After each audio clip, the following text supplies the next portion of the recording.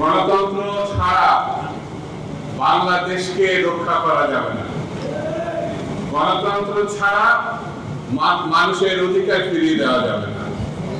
এই জিনিসটি বর্তমান সরকারকে মাথায় দিতে হবে।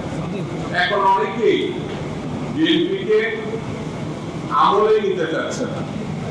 নির্বাচন হলে নাকি বুঝে যাবে কোন দল কোন ভাবে কতটা শক্তিশালী। আমরাও তাই মনে করি।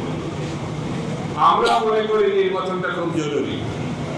নির্বাচন হলে কারা 2টা না 3টা সিট পাবে অথবা জামানত বাজেয়াপ্ত হয়ে দেশ ছাড়া হবে, এটা নির্বাচন ছাড়া তো বোঝা যাবে না।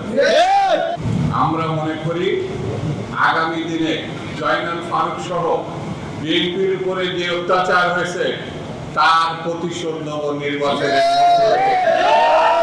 বিএনপির বিজয়ের মধ্য দিয়ে, বিএনপির সরকার গঠনের মধ্য দিয়ে। পাগলও বোঝে কারা আগামী দিন ক্ষমতায় আসে, কিন্তু কিছু কিছু তথাকথিত বুদ্ধিজীবী, তথাকথিত রাজনীতিবিদ, তথাকথিত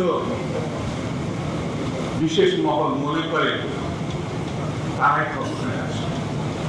যুক্তরাষ্ট্রের 1 নম্বর জিম চেইন গোল্ডস জিম এখন আবারও বাংলাদেশে। বসুন্ধরা আবাসিক এলাকা ও বসুন্ধরা সিটি শপিং মলে। বাংলাদেশের যে আগামী দিনের সমস্যা, সেই সমস্যাগুলো মীমাংসা করা সম্ভব। তিনি হচ্ছেন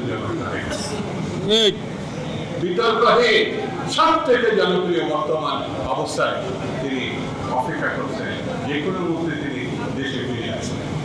আমি সরকারকে অনুরোধ করব যত দ্রুত সম্ভব ফেব্রুয়ারি মাসে প্রথমে হোক মাঝে হোক একটি দিন ঘোষণা করতে হবে, একটি তারিখ ঘোষণা করতে হবে। তাহলে এখন যে অস্থিরতা এবং সংকট আমার মনে হয় অনেক অংশে সেটা কমে যাবে। ষড়যন্ত্রকারী শক্তি পার্শ্ববর্তী দেশে বসে বসে ষড়যন্ত্রের স্বপ্ন দেখায়, যে কোনো মানুষকে ঠুস করে ঢুকে পড়ে। আওয়ামী লীগের আগামী 100 বছরের মধ্যে ফিরে আসার কোনো সম্ভাবনা নেই, কোনো সম্ভাবনা নেই। আওয়ামী লীগকে হত্যা করেছে, খুন করেছে, সেই হত্যাকারী হচ্ছে শেখ হাসিনা।